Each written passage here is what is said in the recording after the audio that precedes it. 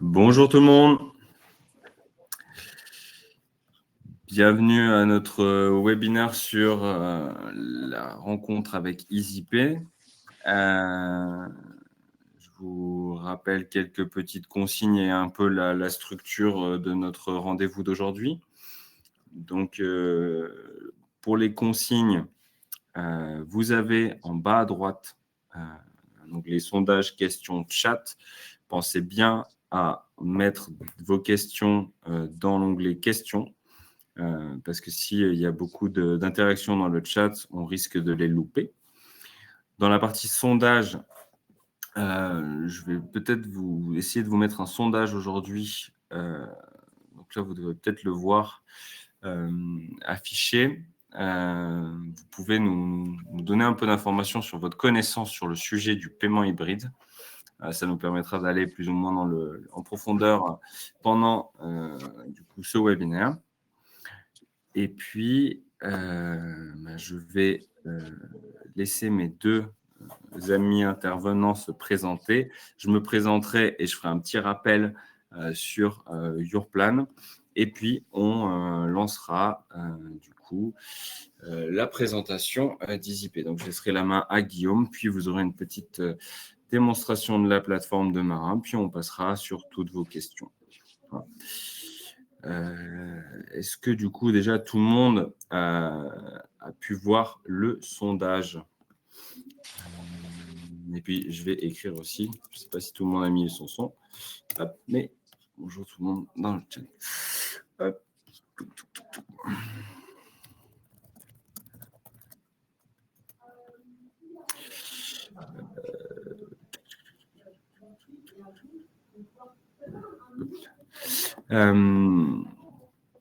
Hop.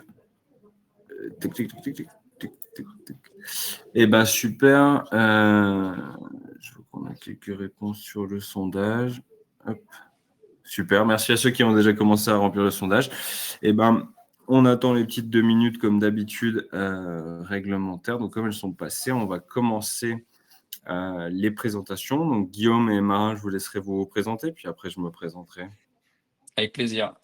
Bonjour à toutes et à tous, Guillaume. Moi, je suis le président de la société EasyPay dont on va vous parler aujourd'hui. Ça fait 1 an que j'ai repris quasi jour pour jour cette société qui existe depuis un peu plus longtemps, mais on va le voir juste après. Je laisse la parole à Marin. Bonjour à toutes et à tous également. Moi, je suis Marin Germe, donc je suis le directeur commercial chez EasyPay et je suis ravi de vous présenter aujourd'hui un petit peu l'entreprise, le produit et surtout de répondre à toutes vos questions, aussi bien sur le paiement hybride que sur les solutions d'encaissement pour festivals et autres activités. Merci à tous les deux. Du coup, moi, c'est François Sett, je suis cofondateur de l'entreprise Yourplan. On édite un logiciel de gestion d'événements avec, on va dire, son centre, une billetterie. On accompagne du coup sur les sujets du remplissage au travers de 3 piliers chez nous. Ça va être la gestion de l'image de marque, la personnalisation de l'expérience de réservation, on va dire pour avoir la meilleure expérience possible pour les participants, la gestion de tout ce qui va être communication et données autour du compréhension de la communauté et de l'interaction avec la communauté. Et le troisième qui nous amène aujourd'hui, c'est tout ce qui va être la possibilité aujourd'hui d'ouverture d'une billetterie vers des partenaires, des prestataires pour amener beaucoup plus que juste de vendre un simple billet à l'organisateur. Donc, je suis ravi d'accueillir Guillaume et Marin aujourd'hui. Et puis, je vais laisser Guillaume commencer sa présentation. Je vous rappelle, n'hésitez pas à utiliser la partie questions dès que vous avez quelque chose qui vous vient en tête et on les repassera l'une après l'autre ensuite. Guillaume, Ok. je te laisse la main. Je vais partager mon écran. Juste un instant, le temps que ça arrive. Tac. Normalement, vous devriez voir les 2 logos EasyPay Yourplan en grand écran. C'est bon pour tout le monde? C'est super. Génial. Écoutez, ravi d'être présent aujourd'hui. Je pense qu'avec François, on partage la même philosophie sur le fait par rapport à l'événementiel de manière générale. Nous, on est des experts sur une toute petite partie de la chaîne de valeur. Yourplan est sur une autre partie et on est très ouvert, nous, à s'interfacer avec d'autres solutions et on est convaincu qu'en offrant des plateformes ou des solutions interconnectées, on offre la meilleure expérience pour les organisateurs d'événements, quels qu'ils soient. Donc moi, je vais vous parler d'EasyPay. C'est une société qui existe depuis 2017, qui a été fondée par deux personnes, dont Florent Limanda, qui est le CTO actuel de la société. Et depuis 2017, la genèse et l'envie qu'ils ont eu à l'époque, c'était d'offrir la meilleure expérience de paiement en proximité sur site et historiquement sur des festivals de plein air. Donc à l'époque, en 2017, si on remonte un petit peu, comment encaisser des gens à des endroits un peu improbables. Ça peut être un terrain en herbe, ça peut être un parking, ça peut être une rue qui est transformée pour l'occasion en buvette géante parce qu'il y a un barnum qui a été monté, il y a des tireuses à bière, il y a d'autres boissons qui sont servies. Les festivaliers sont à cet endroit, il faut les encaisser. Pourtant, il n'y a pas forcément de réseau Wi-Fi et il n'y a pas forcément il n'y a pas forcément non plus de prise de courant en exploitation partout, mais c'est à cet endroit-là qu'il faut encaisser. Et les réseaux, si on remonte un peu en arrière en 2017, les réseaux téléphoniques en 2017 n'étaient pas ce qu'ils sont aujourd'hui avec la 5G. Et il était parfois très compliqué aussi de pouvoir se connecter quelque part et avoir une connexion Internet. Euh, Client historique, les Francopholies de La Rochelle. Donc c'était vraiment l'exemple parfait de terrain qui est transformé en boutique ou en point d'encaissement, alors que le reste du temps, bah, c'est une rue, c'est un parking, c'est un terrain en herbe. Et depuis 2017, la société a évolué avec historiquement vraiment des clients festivals, une activité hyper saisonnière pour l'entreprise. Beaucoup d'événements effectivement en plein air, avec un besoin qui est toujours le même, c'est comment encaisser des milliers de personnes qui à un moment donné ont toutes la même envie, soit de manger, soit d'aller acheter des goodies, soit de boire. Et ça dure très peu de temps. Mais il faut des dispositifs importants parce que quand on a des milliers de festivaliers, on a besoin de 20, 40, 80, parfois 200 points d'encaissement sur l'événement qui dure quelques jours. Et en fait, ils se sont rendus compte avec le temps et avec l'expertise développée que finalement, il y avait d'autres clients adressés. Les enceintes sportives, les stades, les arénas, finalement, c'est un peu un événement récurrent pendant l'année. 14 fois, 20 fois, 40 fois, ça dépend du sport, où on reçoit des milliers de personnes qui, à la mi-temps, entre deux mi-temps, finalement, veulent toutes faire la même chose. Aller aux toilettes en premier lieu, boire un coup, et si elles ont encore du temps, potentiellement s'acheter un t-shirt, une casquette, une écharpe, et surtout de ne pas rater la deuxième mi-temps. Donc la clé, et ce qui est important dans ces cas-là, c'est comment est-ce qu'on peut accélérer cette expérience pour les gens pour qu'ils soient servis très rapidement et surtout qu'ils ne ratent pas la deuxième mi-temps. Et par extension, depuis quelque temps, on sert aussi des clients qui sont quasi à l'opposé de ce qu'on fait habituellement, parce que nos clients historiques, c'est plutôt des organisateurs de gros événements qui nous utilisent avec 40, 80 TPE le temps d'un week-end.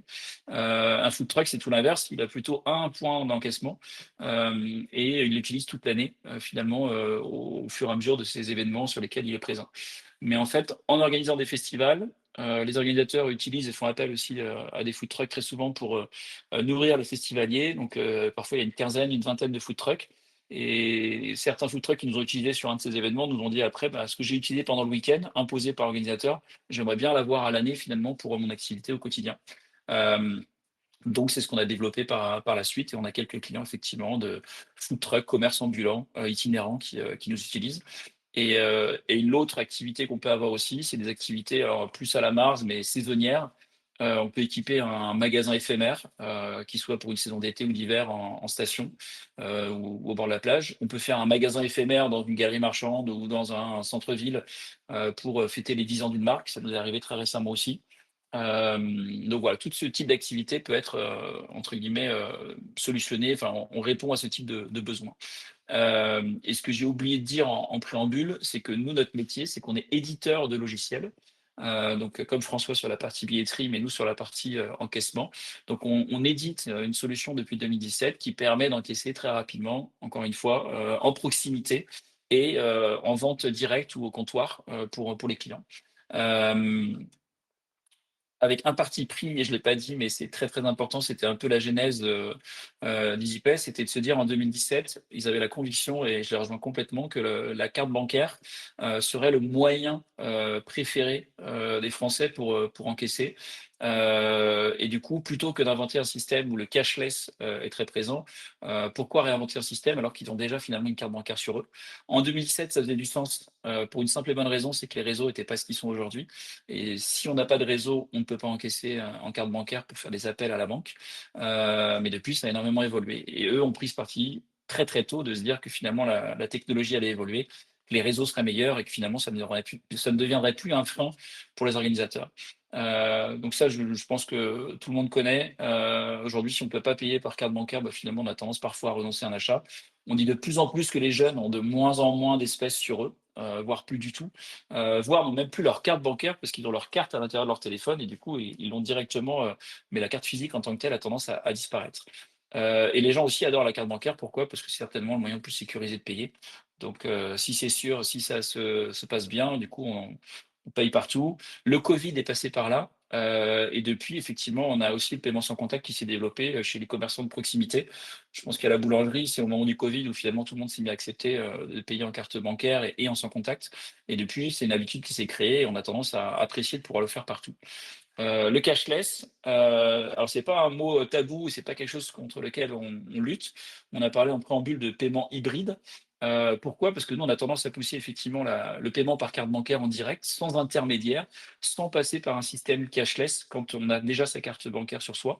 Par contre, c'est nécessaire dès lors qu'il y a des espèces et que les gens veulent payer en espèces. Et en France, je ne sais pas si tout le monde est au courant, mais il y a une particularité dans la loi en France par rapport à beaucoup d'autres pays dans le monde, c'est qu'on a obligation d'accepter deux moyens de paiement dès lors qu'on est commerçant. Et très souvent, on accepte la carte bancaire et le cash, les espèces. Mais sur un festival, dans un stade, plutôt que d'avoir 20 points où il y a de l'espèce qui circule partout, qui est manipulée, c'est toujours une source d'erreur. C'est une source de stress parce que c'est des sommes qui peuvent être importantes et qui peuvent être difficiles à sécuriser. En termes d'hygiène, quand on manipule de la nourriture, c'est vraiment pas une bonne chose que d'avoir un billet, une pièce qui était dans la poche depuis des semaines, qui a été manipulée maintes et maintes fois et qu'on touche et après on touche les sandwichs ou des choses comme ça. Donc nous, le cashless, on le garde et on l'a en place pour répondre à cette obligation d'accepter deux moyens de paiement, dont les espèces. Et du coup, sur tous les événements qu'on organise aujourd'hui, on est assez fiers de dire qu'il n'y en a plus un seul qui est 100% cashless.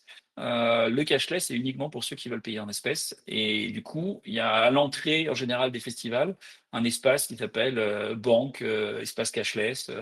Et uniquement ceux qui veulent payer en espèces sur l'événement transforment leur espèce contre une carte cashless ou un bracelet cashless qui après peut être utilisé sur n'importe lequel des terminaux de paiement de l'événement.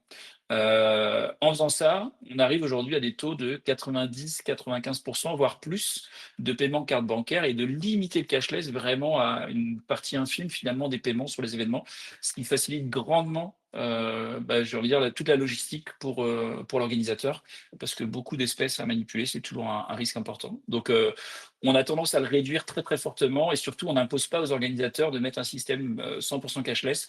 Aujourd'hui, ça ne se justifie plus d'un point de vue technique. Les réseaux sont suffisamment bons.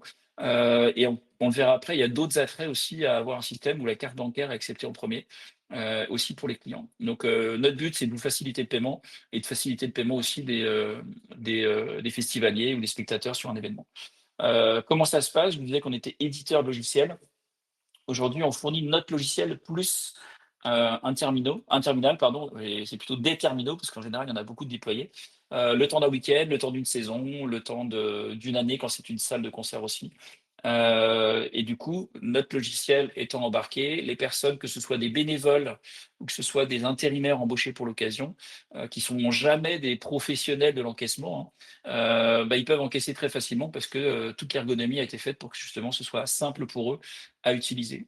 Et depuis le départ, ça a été conçu avec cette idée en tête de le rendre le plus simple possible.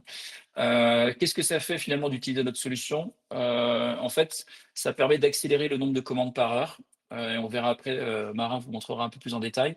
Mais le fait d'être simple à utiliser, finalement, il y a plus de commandes qui se passent par heure.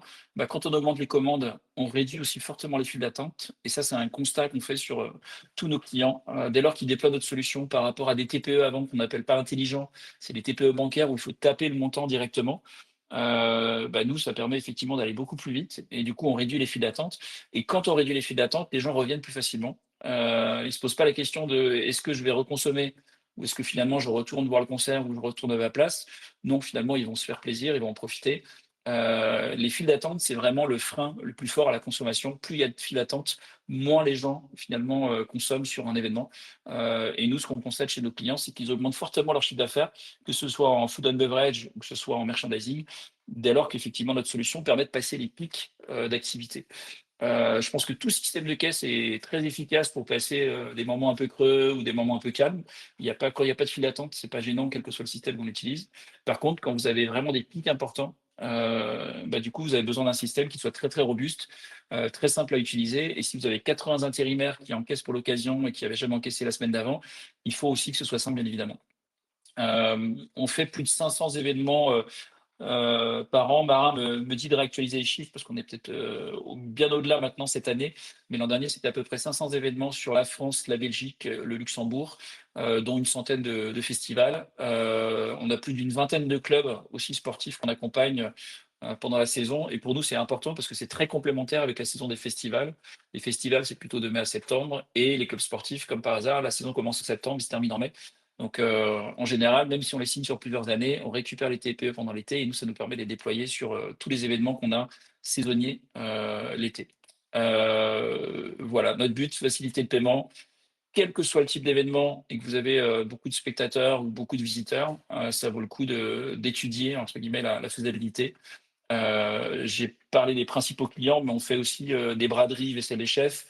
On a fait la fête de l'agriculture à La Roche-sur-Yon en septembre. Je vous l'ai dit, avec des magasins éphémères aussi. Donc, on a beaucoup, beaucoup de clients différents. La seule nécessité, c'est d'avoir beaucoup de monde et d'avoir des produits à vendre. Si vous avez ça, potentiellement, vous avez besoin d'une solution comme la nôtre. Je vais passer la parole à Marin. Je vais arrêter le partage d'écran et on répondra à toutes vos questions juste après, s'il n'y en a pas dès maintenant. Il n'y en a pas encore qui ont été posées, mais moi, j'en ai noté quelques-unes. Ok. Du coup, je les poserai après. On va laisser la main à Marin. Merci, du coup, Guillaume, pour la présentation. Sympa, les animations. Elle est très jolie. Merci Guillaume. Je vois que le travail pour annoncer les plus de 1000 événements qu'on fait depuis cette année commence à fonctionner. On n'y est pas encore, mais ça arrive. Ravi de vous présenter un peu plus EasyPay. Mon rôle aujourd'hui, ça va être de vous montrer un petit peu comment fonctionne EasyPay, quels outils on utilise. Ils sont au nombre de deux globalement. Il y a la partie TPE. J'en ai un juste ici aujourd'hui que je vais vous présenter. Je pourrais vous partager l'écran pour que vous puissiez vous rendre compte du visuel que ça représente. Et l'ensemble de notre flotte de TPE qu'on déploie sur les événements, qui en est un à plus de 150, 180 sur les plus gros événements, sont reliés à un back-office qui vous permet en amont de faire tout le paramétrage, la création de l'événement. Ça va du catalogue jusqu'au stock en passant par l'aspect plus marketing que je détaillerai tout à l'heure, jusqu'à en aval de l'événement, l'analyse de toutes les datas, statistiques, gestion comptable et autres que ça peut engendrer. La partie TPE est vraiment destinée au jour J. C'est des TPE qui sont simples, rapides, faits pour équiper des bénévoles, des intérimaires formés sur le tas, parfois 5 minutes avant le début de l'événement. La partie back-office est beaucoup plus dédiée aux équipes de l'événement pour paramétrer et gérer tout le suivi et tout l'événement dans sa globalité. Je vais vous partager mon écran pour que vous puissiez comprendre un peu mieux comment fonctionnent nos TPE. Est-ce que vous voyez bien le TPE? Guillaume, Oui, c'est bon. Ouais, c'est bon. C'est tout bon, parfait. Donc ici, je vous projette le visuel du TPE que j'ai à mes côtés, qui sont des TPE équipés d'une imprimante pour pouvoir imprimer le ticket en cas de besoin, mais qui sont globalement des téléphones Android sur lesquels nous imbriquons notre logiciel de caisse EasyPay, qui permet de faire la prise de commande et l'encaissement sur l'ensemble des événements qui ont été listés par Guillaume. Je ne vais pas vous faire toute la démo ultra précise de l'événement, ce n'est pas le sujet du jour, mais mon idée, c'est de vous montrer sa simplicité et sa rapidité. Pour cela, on a les articles sur un point de vente qui ici s'appelle Buvette Centrale. On a l'ensemble des articles vendus sur ce point de vente. Un article chez EasyPay, c'est un composant d'information sur lequel on retrouve le nom de l'article, son visuel, que ce soit l'image ou le fond pour améliorer la compréhension et accélérer la prise de commande, et évidemment son prix sur lequel il n'y a rien à faire, il n'y a pas de calcul, il n'y a absolument rien à faire. On vient constituer son panier, donc je commande 2 bières, on retrouve son panier juste ici, qu'on est capable d'ajuster ou de supprimer en cas de besoin. Et on retrouve sur le bas l'ensemble des moyens de paiement possibles chez EasyPay. La carte bancaire est obligatoire, ou du moins très très fortement conseillée. Guillaume le disait, on ne fait pas d'événement tout cashless. Et ensuite, 2 solutions possibles, l'espèce ou le cashless. Généralement cashless pour 2 raisons. Supprimer l'utilisation de l'espèce sur les lieux de vente et accélérer des process marketing que je vous détaillerai plus tard, mais des offres promotionnelles, des bons plans, etc., adressés à vos festivaliers. Une fois qu'on a réalisé le paiement, enfin la prise de commande, on vient payer ces articles. Je fais une démo. C'est pas comptabilisé sur mon compte bancaire, heureusement, sinon ça me coûterait cher à chaque démo. Mais on a bien le paiement qui est réalisé avec la capacité d'imprimer son reçu en cas de besoin. C'est assez peu demandé, mais ça peut être très important dans certains cas et ça sert de facture plus de tickets CB juste en dessous. Donc ça, c'est la modalité, enfin c'est le module le plus important sur notre TPE, le module de caisse. Et ensuite, diverses fonctionnalités sont possibles.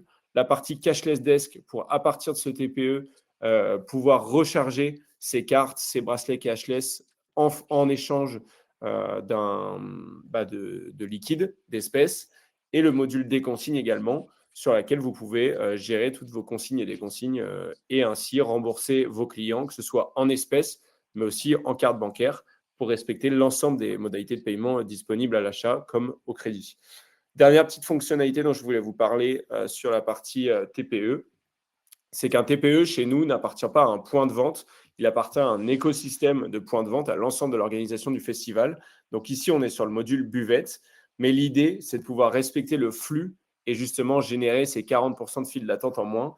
S'il n'y a personne sur la buvette parce que c'est l'heure du repas et que tout le monde est sur le point de buvette snack, qui pourrait être un food truck par exemple, les TPE sont capables d'être flexibles et de basculer sur un nouveau point de vente. Évidemment, sur la partie stock, statistiques et autres, tout suit, mais c'est la capacité de s'adapter à l'affluence de chaque point de vente pour répartir au mieux et optimiser sa flotte de TPE sur l'ensemble des points de vente.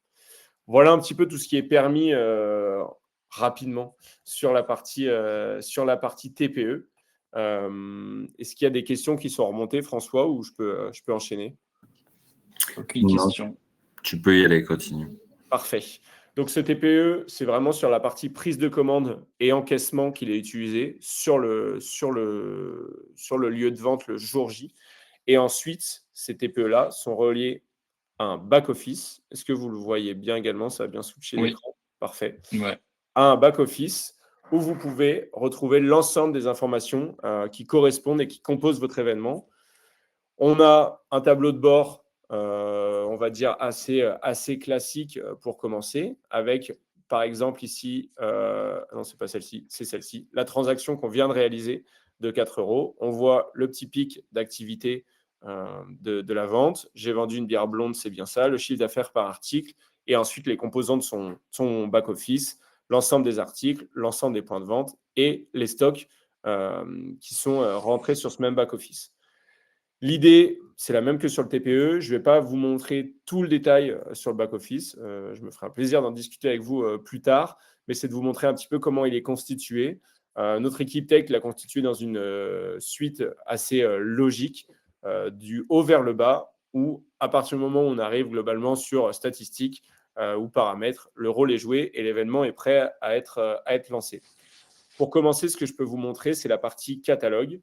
La partie catalogue correspond à l'ensemble des articles vendus le jour de l'événement, que ce soit du merchandising ou du food and beverage. Comme le disait Guillaume, c'est vraiment nos 2 thématiques principales, mais on est capable de vendre un petit peu de tout et s'adapter à nos clients. Ce qui peut être important de comprendre, c'est la partie article. Je vous le disais, chaque article est composé de différents composants, que ce soit le nom, son prix, son taux de TVA, possiblement de la déconsigne si c'était un EcoCup ou autre, une apparence, juste ici, et une couleur. Alors l'apparence n'est pas chargée, il doit me manquer un peu de Wi-Fi, mais on imagine bien une bière apparaître exactement comme sur la partie TPE tout à l'heure, et un module stock. Ici, on ne vient pas rentrer le nombre de litres de bière que l'on a, on vient rentrer l'unité à décompter une fois qu'une bière ou deux sont vendues. Donc ici, sur la partie bière, on va plutôt suivre en litres. Et donc à chaque fois qu'on vend une bière, on vient décompter 0,5 litres dans le stock total que je vous montrerai juste après. Et pour la partie merch, on est capable de gérer tout type de variantes, que ce soit de taille et de coloris, mais aussi de plein d'autres choses si vous avez des idées. Autre manière de gérer la partie catalogue, c'est via un import Excel où en fait, on vient tout simplement rentrer l'ensemble de ces articles, le prix, le taux de TVA, l'unité à décompter et le tour est joué. Vous copiez-collez ce tableau, enfin vous le copiez, vous le collez ici. Notre outil l'analyse, vous cliquez sur importer et vous retrouvez l'ensemble de vos articles ici. Donc on vient vraiment respecter la partie rapidité et simplicité que l'on prônait sur la partie TPE. Notre objectif, c'est que vous puissiez la retrouver sur la partie back-office et c'est globalement le cas. Ensuite, on passe au point de vente, donc deuxième gros module de notre système. Ici, on retrouve l'entièreté des points de vente disponibles sur votre événement. Et si on rentre sur un point de vente en particulier, type buvette centrale, c'est celui sur lequel on était tout à l'heure, on retrouve bien sur la gauche l'entièreté du catalogue avec l'ensemble des articles qui ont été importés ou créés manuellement. Et sur la droite, le visuel du TPE qui se retrouvera forcément sur le TPE que vous pouvez administrer et créer de la manière dont vous souhaitez, donc avec des boutons plus ou moins gros, avec la mise en avant de menus. Généralement, nous, ce qu'on recommande, c'est les articles les plus vendus en haut et en gros, les moins vendus en bas, un peu plus petits et triés par famille. Mais tout est possible. Si pour un événement spécifique, vous rajoutez des coronas, vous pouvez enregistrer et les coronas seront mises à jour sur les différents points de vente concernés. Donc vraiment, ça s'appelle un système de drag and drop. Tout est sur mesure et possible d'être fait à votre image. Petite particularité, on est capable de gérer les divers paiements par point de vente. Donc par défaut, on peut autoriser le CB et le cashless, l'ACB et le cashless sur l'entièreté des points de vente, mais on peut par exemple limiter le moyen de remboursement uniquement aux points de vente de confiance. Idem pour la partie des consignes, flécher l'ensemble des festivaliers sur un seul et unique point de vente ou deux ou trois, mais d'essayer d'organiser tout ça pour que ça reste logique et compréhensif pour chacun. On peut aussi accepter par exemple le cash et l'ACB sur un point de vente en particulier. Pour le reste des points de vente, utiliser uniquement l'ACB. L'ensemble des moyens de paiement sont paramétrables de manière globale pour l'événement, mais aussi personnalisables en fonction des différents points de vente. François, est-ce qu'il y a des petites questions ou je continue? C'est tout bon? Non, continue, on fera les questions sur la fin. Impeccable. Il me reste 2 ou 3 modules à vous montrer sur la partie back-office. Le premier des 3 derniers, c'est la partie stock, où plusieurs vues sont proposées. L'idée, c'est de pouvoir suivre ces stocks en temps réel et anticiper des ruptures de stock pour pouvoir maximiser le chiffre d'affaires et ne pas se retrouver à la mi-temps d'un match. Comme disait Guillaume, la priorité dans un match est aller aux toilettes, puis aller à la buvette globalement et ne pas rater le match. Globalement, ça nous laisse 5 à 8 minutes, on va dire, pour encaisser un maximum de personnes. Il ne faut pas qu'il y ait un changement de flux ou une rupture de coca à ce moment-là. Et c'est pour cette raison qu'on a créé ce module de stock, c'est avoir une visibilité par entrepôt. Un entrepôt, c'est une zone de stockage. Soit il y a une zone de stockage globale dans un festival, par exemple, soit il y a une zone de stockage par point de vente. Et c'est ici ce que l'on vient montrer, où vous avez l'entièreté des articles sur le point de vente buvette avec le stock restant. Et alors là, on a eu peu de ventes, mais parce que c'est une démo, mais la courbe qui va venir fléchir petit à petit jusqu'à atteindre 0 et demander ainsi un apport de stock à nouveau. Ça, c'est la capacité de suivre ces stocks en temps réel. Et on a également le tableau de bord qui est lié au système d'alerte qui va vous permettre de suivre article par article et non pas point de vente par point de vente l'état de vos stocks. Ici, on voit des carrés d'une couleur différente. Un carré est un point de vente, une zone de stockage, un entrepôt. Et on voit ici que nous avions paramétré dans les alertes que si nous avions moins de 60 ballons, on voulait recevoir un avertissement. Si on en avait plus que 25, on voulait recevoir une alerte critique. On peut choisir ces différents canaux de notification. Ici, Slack, ça peut être Discord, Telegram, peu importe. Et donc, on retrouve ici sur le tableau de bord ces mêmes couleurs qui vous permettent simplement à l'œil, très rapidement en exploitation, de voir les états critiques et de voir ici, par exemple, sur le stock boutique OL dans notre exemple, il ne reste plus qu'une casquette. Donc, il faut vite aller faire le réassort et c'est forcément lié aux alertes que vous recevrez sur votre téléphone, sur votre ordinateur, peu importe, quel que soit le contenu et le format souhaité. Voilà un petit peu comment sont gérés les stocks chez EasyPay, d'un point de vue assez rapide. L'autre chose que je peux mettre en avant, c'est la partie statistique. Pour cela, je vais changer d'écran. Je vais ouvrir un nouveau. Est-ce que vous voyez bien le nouveau document Oui, que je viens d'ouvrir? Parfait. ouais, c'est bon. Ça vous permet d'avoir un flux et de sortir d'une démo. Donc, j'ai masqué volontairement nos clients pour ne pas donner les informations. Mais on voit ici un flux un petit peu plus réaliste où on va voir différentes journées, 26, 27, 28, 29 octobre. Et c'était quelques minutes avant le début du webinaire, le début d'activité aujourd'hui. On retrouve des stats globales, importantes, faciles à analyser, la recette TTC, la recette hors taxe, la transaction moyenne et le nombre de transactions. Ensuite, les différents pics d'activité. Donc ici, on voit bien la nuit, la pause, les différents pics d'activité au cours de la journée. Le chiffre d'affaires par commerçant, je l'ai mis juste ici. D'autres graphes vous sont proposés sur ce même tableau de bord. Le chiffre d'affaires par commerçant et par point de vente. Un commerçant chez nous, on n'en a pas parlé encore, mais c'est un contrat monétique, un contrat bancaire d'atterrissage. EasyPay n'encaisse pas pour le compte de tiers. On se rattache directement au compte bancaire du festival, du club de sport et autres. Et on est en capacité de multiplier les contrats monétiques sur un même événement, typiquement le contrat monétique du festival, potentiellement de l'association, mais aussi la capacité d'équiper tous les food trucks et qui reçoivent directement leur fonds à J+1 de l'événement. Donc, on peut suivre les divers commerçants. On peut également suivre les différents points de vente. La partie répartition des modes de règlement, donc CB sans contact et espèces dans ce cas-là, et la partie chiffre d'affaires par article avec le top 10, le top 25, le top 50, peu importe. Là, j'avais fait également un zoom sur une journée type pour pouvoir voir les différents types d'activités tout au long d'une journée. Si je reviens sur mon document, ça va me permettre également de vous montrer les divers filtres qui sont possibles d'appliquer.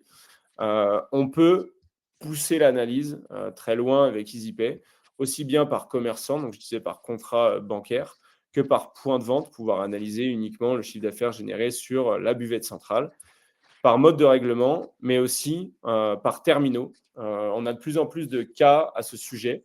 Donc, on retrouve par exemple un terminal qui s'appelle Sandra. L'idée, elles peuvent être plurielles. Ça peut être d'intéresser ces vendeurs. Ça peut aussi être de les contrôler ou d'anticiper un problème pour pouvoir sourcer plus rapidement le problème et comprendre d'où il vient. Typiquement, sur une gestion d'espèces, un problème de caisse, on aimerait savoir à quelle caisse ce problème appartient. Et ici, typiquement, si Sandra a un gros problème de caisse, on va pouvoir très rapidement suivre ce sujet. Ensuite, pour terminer, sur la partie statistique, on a le journal de vente, assez classique, avec l'entièreté de l'historique des paiements, tous les paiements qui ont été réalisés, quel que soit le mode de paiement. Et enfin, le module vente, avec la répartition des ventes par point de vente, par article, par mode de paiement également. La ventilation de la TVA par taux. EasyPay est une solution qui est largement appréciée par les comptables et par les organisateurs de festivals, en partie par le temps qu'elle fait économiser sur cette passion que personne n'a ou assez peu. La gestion de la TVA et la gestion comptable qui est plus souvent un problème à gérer qu'une opportunité pour des festivals et autres. Tout cela est exportable et pareil, on a la capacité de filtrer toutes les informations souhaitées. Et enfin, la répartition des réductions accordées que je tease pour l'instant, que l'on aborde volontairement pas encore, mais que l'on abordera par la suite. Voilà un petit peu. Tous les tableaux sont des tableaux croisés dynamiques. Donc, vous pouvez faire sortir l'entièreté des informations que vous souhaitez et vous faire vos propres tableaux, vos propres exports avec les datas qui vous intéressent le plus et supprimer celles qui ne vous intéressent pas. Voilà un petit peu rapidement comment se comporte notre back-office. Donc, en conclusion, on a bien un premier outil qui est le TPE pour la prise de commande et l'encaissement sur le jour de l'événement et le back-office qui est directement relié en temps réel. On l'a bien vu, notre vente de 4 € est remontée directement, qui permet en amont le paramétrage et la structuration de l'événement et en aval toute la partie analyse, data, suivi du stock et préparation pour les prochaines éditions. Voilà un petit peu ce que je pouvais vous montrer sur les différents outils d'EasyPay. Super. C'était très intéressant, surtout de revoir l'interface et de voir par rapport aussi à chez nous certains modules. Je pense qu'au produit, il y aura beaucoup de débats aussi chez nous. Avec plaisir pour participer à ces débats et voir aussi ce que vous avez, parce que ça peut être un bel échange de connaissances. Et ben, ça peut peut-être être la perche un petit peu, je pense, pour la partie marketing. Mais aujourd'hui, c'est vrai qu'on n'en avait pas préparé la question, mais je suppose que c'était ça le côté marketing. Je saute les pieds dedans, mais aujourd'hui, un peu l'intégration entre une billetterie et votre solution, ça fonctionne comment? Qu'est-ce qui est nécessaire pour l'organisateur d'avoir ou la billetterie d'avoir pour que tout fonctionne bien entre vous? Alors, c'est assez simple. C'est vraiment le mot qui régit tout ce qui tourne autour de EasyPay. On a essayé de simplifier et d'accélérer tous ces processus. Deux choses sont possibles. La première, nous ne sommes pas connectés avec la billetterie choisie par le festival parce que nous ne sommes pas rencontrés ou peu importe, quelle que soit la raison. Dans ce cas-là, ça fonctionne par un import de la billetterie. L'ensemble des billets sont importés sur notre logiciel pour que les billets puissent être reconnus dans le cas d'une offre marketing type un billet acheté, une boisson offerte. Donc, avec ce système, on va pouvoir scanner avec nos TPE votre billet, que ce soit un QR code, un code barre, peu importe, et la réduction, l'offre, peu importe quel est le contenu du QR code, va être administré sur le TPE. Donc, si vous aviez une boisson offerte avec votre billet et vous commandez 3 boissons, l'une d'elles vous sera offerte pour respecter l'offre marketing. La deuxième solution, et c'est ce qui existe petit à petit avec Yourplan et vraiment notre volonté pour parler un petit peu de notre connexion réciproque, c'est nos deux systèmes directement connectés.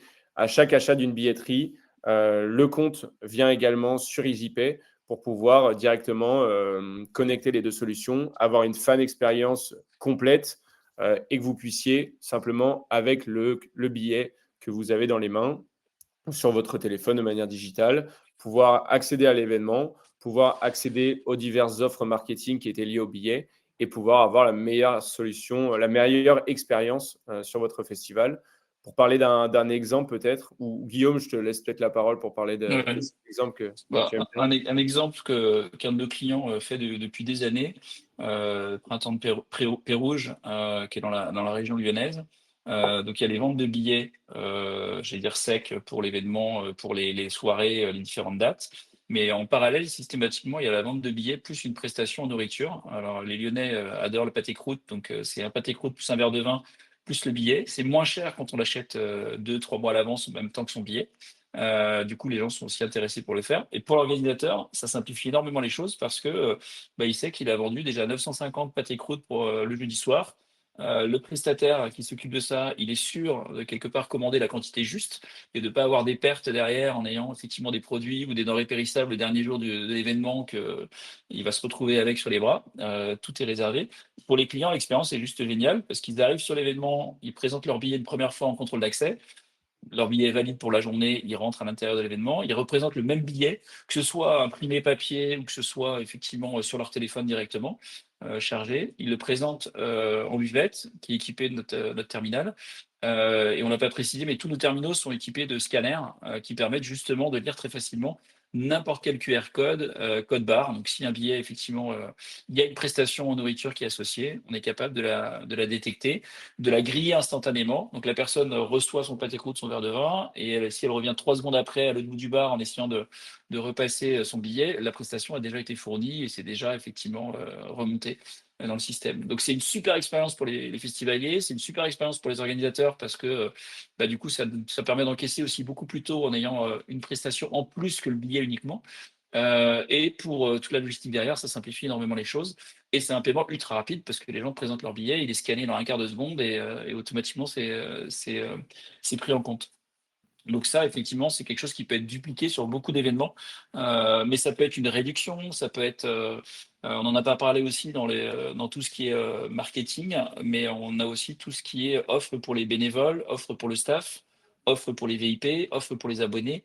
Liés à leur billet, ils peuvent avoir effectivement un avantage, que ce soit toute l'année ou que ce soit juste le temps d'un week-end ou d'une date. Et du coup, on est capable de gérer ce genre de choses directement.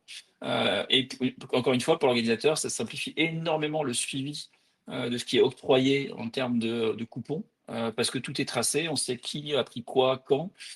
C'est pas pour fliquer, mais c'est plus pour remonter, avoir de la data. Si j'ai octroyé, j'en sais rien, 1000 repas bénévoles un soir et que finalement, il n'y en a eu que 800 qui ont été pris, c'est intéressant comme données aussi à avoir, alors que les 1000 peut-être étaient présents. Et on peut mettre toutes les règles du jeu qu'on a envie. Enfin, ça peut être uniquement sur certains points de vente, ça peut être entre certaines heures, ça peut être cumulable avec d'autres jours si on l'a pas pris une journée. Enfin, tout est là, c'est plutôt l'imagination qui va être la limite par rapport à ça, mais nous on est capable de rentrer dans le système n'importe quoi lié au billet pour effectivement avoir des avantages. Super. Et dans on parle beaucoup là, tous les deux, et on en a parlé un peu avant, d'expérience participants, de baisser les files d'attente, de fan expérience même dans le sport, ça se dit beaucoup. Ouais. Pour vous, c'est quoi l'impact aujourd'hui on va dire en négatif, de délaisser cette partie-là? Qu'est-ce qui arrive et en quoi, sinon, de bien le faire a des impacts, vous l'avez dit, sur la consommation, mais sur revenir à l'événement l'année suivante? Est-ce que vous avez déjà des retours d'organisateurs qui vous ont dit que c'était super et les gens revenaient pour l'expérience vécue? Moi, je te laisse commencer, Laurent, si tu veux, mais je Ouais, compléterai. on est face à, je pense, des festivaliers ou même dans le sport, des spectateurs qui font de plus en plus d'événements ou qui ont un esprit critique de plus en plus développé.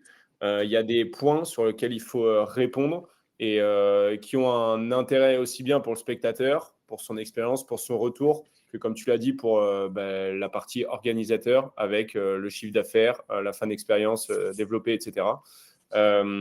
Aujourd'hui, la prestation, si je parle de notre métier, qui est la partie paiement, a un intérêt très important et des conséquences très importantes sur l'année à venir, si on parle de retour du festivalier pour l'année à venir, de repeat. Son expérience paiement, le temps qu'elle a attendu à la buvette, la facilité à lire la carte, à comprendre l'ensemble des possibilités qui lui sont permises sont très importantes. Nous, on a beaucoup de retours sur le temps qu'on a calculé, qui n'est pas une data donnée comme ça à simple effet commercial, mais les 40% de file d'attente en moins sont des stats réels qui entraînent plusieurs choses: la satisfaction et le retour du consommateur pendant l'événement et sur les expériences à venir. Et pour l'organisateur, un accroissement significatif du chiffre d'affaires, parce que plus la personne a une expérience de paiement rapide, plus elle va revenir et plus elle consommera pour, in fine, augmenter le chiffre d'affaires. Donc, on a vraiment un focus très important sur la partie expérience festivalier dans ce cas-là. Guillaume, je te laisse. Et pour ajouter là-dessus, on est souvent en comparaison ou en remplacement de solutions qui sont 100% cashless. Et là, quand on parle d'expérience utilisateur, je pense qu'on a tous eu des expériences sur des festivals. Alors pour certains, ça justifie qu'ils soient encore en tout cashless quand c'est un truc 3 jours avec camping sur place, que les gens ne sortent pas et qui sont tous quasiment avec des billets 3 jours et qui restent vraiment dans l'environnement clos. qui est parfois très roots aussi. Ça peut se justifier quelque part d'avoir plutôt un bracelet que sa carte bancaire sur soi, mais c'est plutôt infime parce que de plus en plus, les gens ont tendance à y aller une journée, mais rarement plus. Je crois que la moyenne sur un très gros festival qui peut proposer une cinquantaine de concerts sur 3-4 jours, les gens en moyenne voient 2,3 artistes. Donc c'est très très peu finalement en comparaison à toutes les scènes qui peuvent être proposées et tous les événements qui peuvent être proposés sur un seul festival.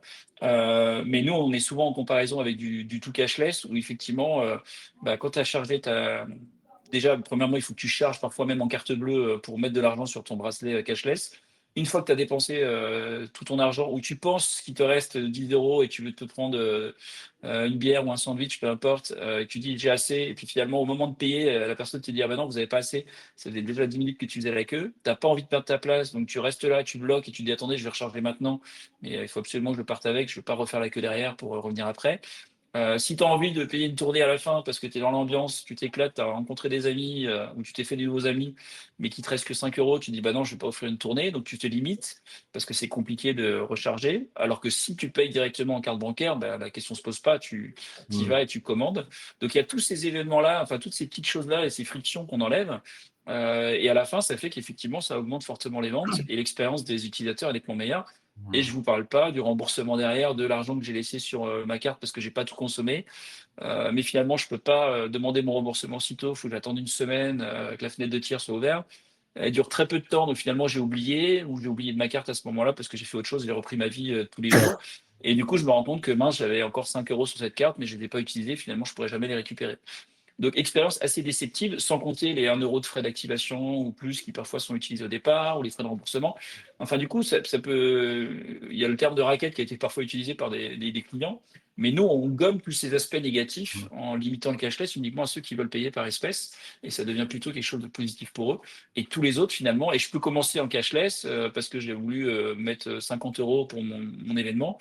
Mais après, finalement, j'ai quand même ma carte bleue sur moi ou mon téléphone, et si j'ai pas assez, je peux payer directement si jamais je dois rajouter. Donc tout ça fait qu'effectivement, ça améliore énormément l'expérience. Et quand tu as un festival ou un match ou un stade que tu connais, où systématiquement tu sais que de toute façon, si tu veux manger à la mi-temps, il faut que tu partes 10 minutes avant la fin de la première, parce que sinon il y aura trop de queue. C'est un peu déceptif. Donc soit tu t'organises pour manger avant, après, mais finalement tu manges pas sur l'événement. Et c'est des pertes clairement de chiffre d'affaires qui sont jamais réalisées sur site parce que l'offre n'est pas suffisante et elle n'est pas adaptée par rapport aux besoins des utilisateurs. Donc il y a beaucoup, Ouais. beaucoup de facteurs qui jouent négativement sur l'expérience et dans des temps où les subventions sont de plus en plus faibles, il y a besoin d'augmenter les recettes soit en billetterie, soit par les ventes directes sur site. Et nous, on contribue à cette partie-là, bien évidemment. Ouais. Et nous, c'est ce qu'on fait souvent en accompagnement sur l'analyse des données, le remplissage et un peu la communication qu'ils font. On voit aussi qu'il y a un coût de la communication négative, c'est-à-dire que de ne pas pouvoir Oui. facilement récupérer son argent, c'est du temps humain de gestion post-événement. Ça, c'est dans le cas où, du coup, c'est pas public. Mais après, il y en a qui peuvent aller jusqu'à mettre des messages un peu partout. Et là, le responsable com, qui est souvent bénévole aussi, il va passer ses soirées à répondre pour calmer tout le monde sur certains réseaux. Donc voilà. Aujourd'hui, nous, on a commencé à faire une étude. On voit que 60% des gens suivent les événements au travers des réseaux sociaux. Ça peut aller très vite en fait en négatif. Donc il faut faire attention à la qualité de l'expérience. En tout cas, nous, on le remarque pour la billetterie. Et je vois que vous faites tout aussi attention que nous à ce sujet-là, quoi. Et il y a un dernier argument que j'ai pas présenté finalement, qui est un peu la genèse aussi, genèse du paiement hybride qu'on a vraiment fortement développé et poussé nous depuis quelques années. C'est le fait que d'un point de vue RSE, c'est quand même une hérésie environnementale que d'imposer un système où 100% des personnes qui vont sur un événement doivent passer par un système cashless. Donc c'est une carte plastique avec une puce NFC à l'intérieur qu'on va utiliser pendant 2-3 heures. Au mieux des cas, on va l'utiliser pendant 2 jours, en sachant que cette même carte pourrait être utilisée des centaines de milliers de fois pendant plusieurs années, en étant toujours aussi active. Et on l'utilise le temps d'un week-end, on la jette à la poubelle. alors qu'on n'a pas besoin de ce support. On a déjà notre carte bancaire sur nous, soit dans le téléphone, soit dans la montre, ou soit directement sa carte bancaire. On n'a pas besoin de créer tout un artifice supplémentaire qui est très consommateur de ressources. Et quand on voit tout le plastique qui est balancé à la poubelle avec des puces et des métaux à l'intérieur, enfin, c'est une hérésie totale. Donc, vu que les gens sont aussi de plus en plus sensibles à l'environnement, de plus en plus, c'est pas que les gobelets qui sont quelque part consignés, mais il y a aussi la vaisselle. De plus en plus, ça arrive. Pourquoi est-ce qu'on ajoute des artifices qui sont totalement inutiles aujourd'hui, étant donné l'évolution de la technologie? Tu as récupéré ma prochaine question. Désolé. N'oubliez pas, vous avez toujours le module questions ou le chat. Je pense que comme il n'y a pas beaucoup d'échanges, je continue mes questions. C'est passionnant pour le moment et ça va le continuer. Avec une petite question, vous avez choisi d'être juste un système de paiement. Alors juste, nous, on est juste un système de billetterie. En quoi aujourd'hui, vous voyez un intérêt d'être avec juste 2 spécialistes? C'est bien juste, mais on fait tous beaucoup de choses, vu la démo que Marin a fait, plein de trucs. Nous, on croit en quelque chose de très fort chez EasyPay. On est convaincu de cette chose-là, c'est qu'on est plus fort en s'unissant entre spécialistes qu'en devenant un généraliste qui joue sur l'ensemble des tableaux. On ne dit pas que c'est impossible, certains le font.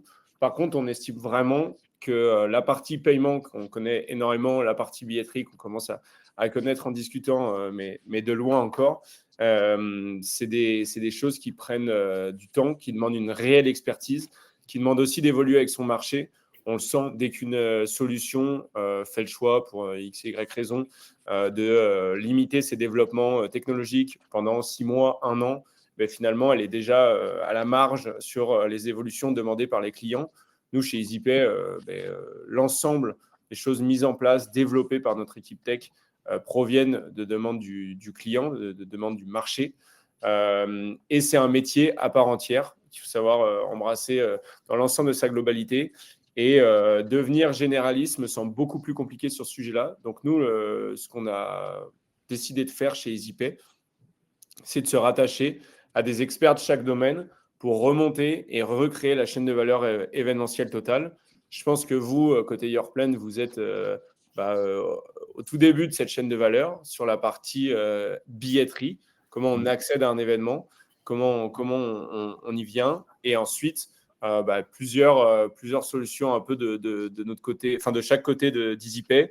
Nous, on est presque central sur la partie vraiment paiement, expérience sur le festival. Et ensuite, il y a diverses autres solutions sur l'analyse purement data, la partie CRM, avec d'autres acteurs aussi, la partie réunion de l'ensemble de ces données sur une même application, par exemple. Diverses autres solutions qui existent, qu'on n'a pas la prétention de vouloir créer, et on préfère se rattacher à des acteurs phares du monde de l'événement pour créer in fine, et c'est vraiment notre objectif final, la meilleure expérience pour un festivalier, pour un fan de sport, etc. Et ce qui est important pour nous aussi, c'est de laisser le choix au client. C'est-à-dire que si pour X raisons, il adore, et il y a certainement des raisons, telle billetterie, parce que Yourplan, c'est sa billetterie phare et qui est vraiment experte sur le sujet, il n'a pas envie d'en changer pour avoir un système global qui inclut le paiement.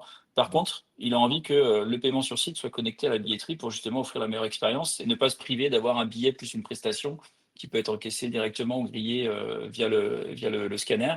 Donc il faut le meilleur des deux mondes en fait. Et l'analogie qu'on peut donner, c'est quand tu as mal aux dents, est-ce que tu vas voir un médecin généraliste ou est-ce que tu vas voir un dentiste? Tu as plutôt tendance à aller voir un spécialiste. Quand tu te fais opérer parce que tu as effectivement t'as une blessure, tu préfères te faire opérer du genou par un spécialiste du genou qu'un spécialiste de l'épaule. Donc même sur un domaine, tu préfères avoir un spécialiste à chaque fois. Par contre, ce qui est important, c'est qu'il connecte et qu'il communique avec ton médecin généraliste, qu'il ait les infos et que celui qui te suit au quotidien ait toutes les infos. Mais si les deux sont interfacés et connectés, c'est quand même beaucoup plus rassurant et tu as forcément une meilleure opération si tu es opéré par un spécialiste sur ton épaule ou que ce soit ton genou. Nous, c'est pareil, on fait que du paiement, on s'occupe que de ça. On a la prétention d'être des experts sur le sujet et d'améliorer l'expérience là-dessus. Sur tout le reste, c'est d'autres métiers, c'est d'autres compétences. Mais si on est interfacé entre experts, du coup, on offre la meilleure solution à nos clients et peu importe qu'ils aient 2 ou 3 interlocuteurs, ça leur va bien quelque part d'avoir que des gens compétents en phase 2 et d'avoir des réponses utiles et rapides. Super. Du coup, on va terminer par une question que je vous ai préparée pour ceux qui nous écoutent.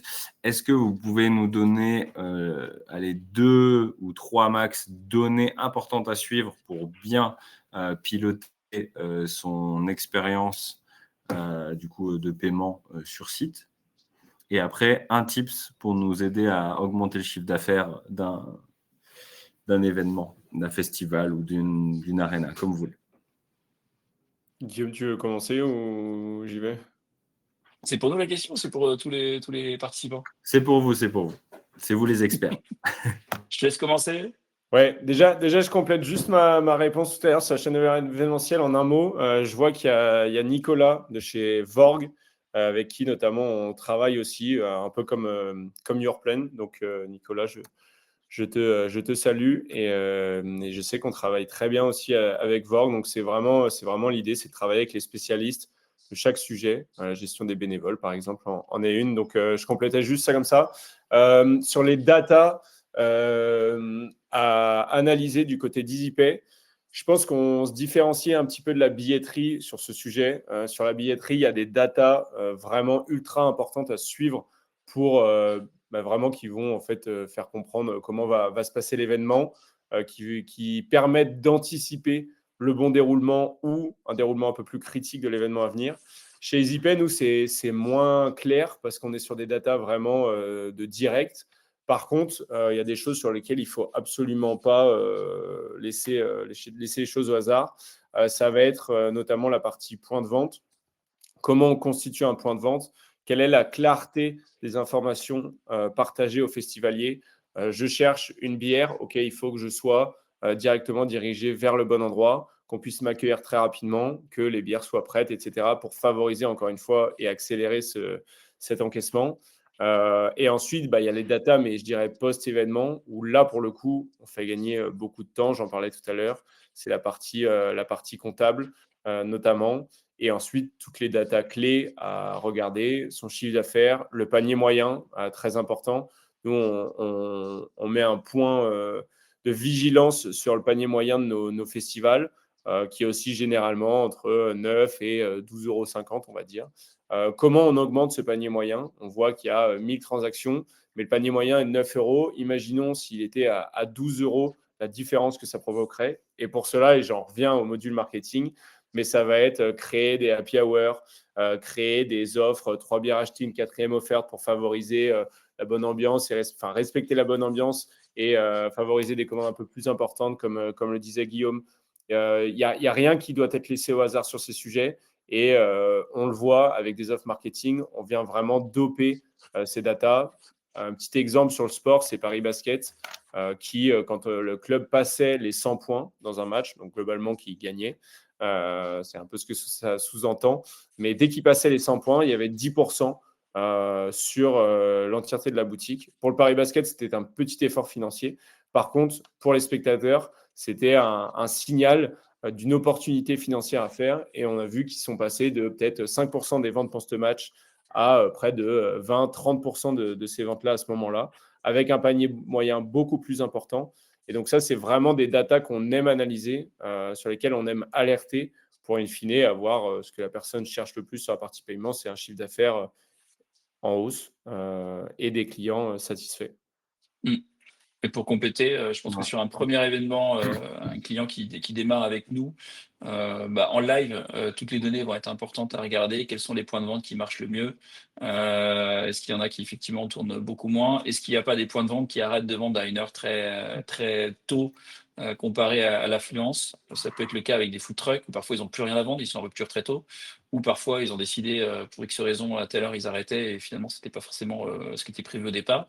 Donc ça permet de monitorer, de voir les zones chaudes, les zones froides. On va peut-être se rendre compte que le bar 1, il marche beaucoup mieux que le bar 2, alors qu'on pensait qu'il y en avait un à droite, un à gauche. Finalement, les deux fonctionneraient pareil, mais en fait, non, pas du tout.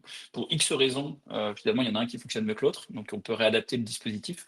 Ça, c'est en temps réel, où ça permet effectivement de suivre et les stocks et les ventes en live. Ça, c'est le gros avantage. les différents produits. Et après, post-édition, ça permet de préparer les éditions suivantes, parce que quand vous avez effectivement le recul sur une édition entière, vous êtes capable de voir vos 20-80, qu'est-ce qui se vend le mieux, qu'est-ce qui tourne le moins bien. Si vous voulez amener de la nouveauté, qu'est-ce qu'il faut supprimer sans prendre de risque, parce que finalement, si vous enlevez ce qui a très bien marché, c'est un risque énorme. Si vous enlevez les choses qui n'ont pas fonctionné du tout, finalement, vous n'alourdissez pas l'offre, vous ne complexifiez pas la logistique, mais par contre, vous donnez la chance à un nouveau produit. Et puis, il y a une dernière chose dont on n'a pas parlé, c'est les offres combinées où on peut faire un repas. Donc, si je vends un burger, une frite, une boisson, je peux aussi avoir un article composé dans lesquels je vais avoir un prix qui est un tout petit peu plus attractif, mais finalement, je vais vendre à coup sûr 3 articles plutôt qu'un seul, où les gens vont avoir tendance à se priver. Donc, il y a plein de choses qui peuvent être faites comme ça. Et le happy hour dont tu as parlé, effectivement, Marin, à la fois détourné sur du merchandising s'il y a de victoire ou s'il y a plus de 100 points, peut être aussi quelque chose qui est très utilisé pour fluidifier les entrées et sorties. Et ça contribue aussi grandement à l'expérience des clients. Si à l'entrée, il y a un rush énorme ou si en sortie, je mets 1 heure à sortir du parking parce que tout le monde sort en même temps, ça peut être un peu frustrant, et ça l'est clairement. Et ça donne pas envie de revenir la fois d'après. Si par contre, on est capable de fluidifier par des opérations commerciales avant, après, qui sont très faciles à paramétrer dans l'outil et qui sont automatiques pour les vendeurs, finalement, ils n'auront pas à réfléchir à c'est l'heure, il faut mettre 10% maintenant. Non, ça se fait automatiquement. Du coup, ça contribue à la meilleure expérience pour tout le monde et fluidifie les entrées et sorties d'un événement.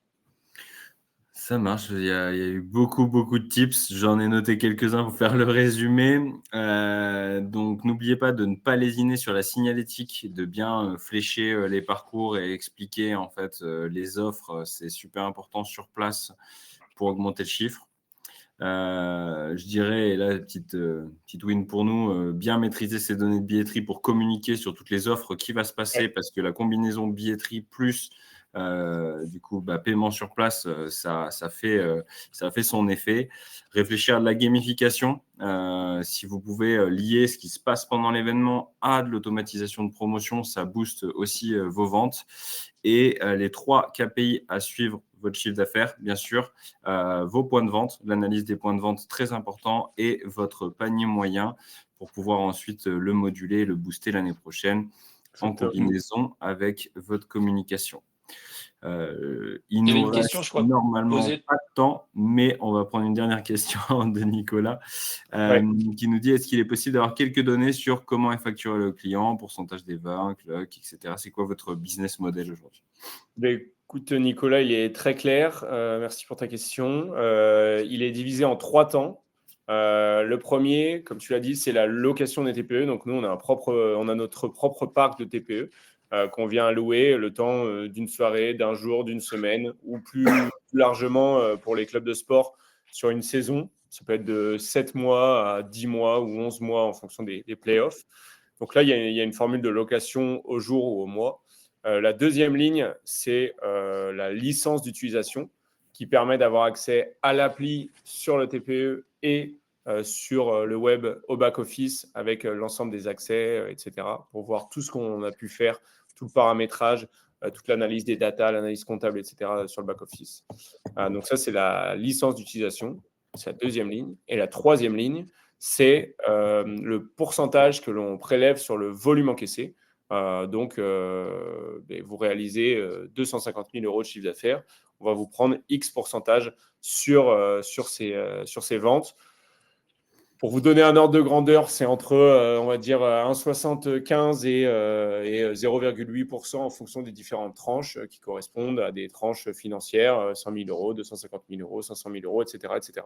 Donc, il y a vraiment ces 3 lignes, 2 fixes, la partie location des terminaux et la partie licence d'utilisation, et une variable sur la réussite ou non de l'événement. Ça permet, si on est face à un Covid, pour se rappeler des mauvais souvenirs ou tout simplement à des conditions météorologiques très compliquées, ça permet à l'événement de ne pas se mettre en danger sur une facturation trop importante au niveau de la solution de paiement. Et à l'inverse, si tout fonctionne très bien et nous, on promet 20 à 30% de chiffre d'affaires supplémentaire avec une solution comme la nôtre vis-à-vis de TPE classiques ou pas très intelligents, ça vous permet de gagner et de gagner ensemble parce que on suit forcément au réel ce qui est encaissé. Voilà comment ça se passe pour la partie facturation. Super. Merci beaucoup. Ça conclut du coup ce webinaire. Super temps d'échange. Merci pour votre expertise, Guillaume et Main. Merci à tout le monde d'avoir pris le temps de nous écouter parler de nos métiers. Et puis, je vous souhaite une bonne fin de journée. Bon appétit. Merci beaucoup. Merci à pour tous. l'invitation et à très bientôt. Au revoir tout le monde. Bon après-midi.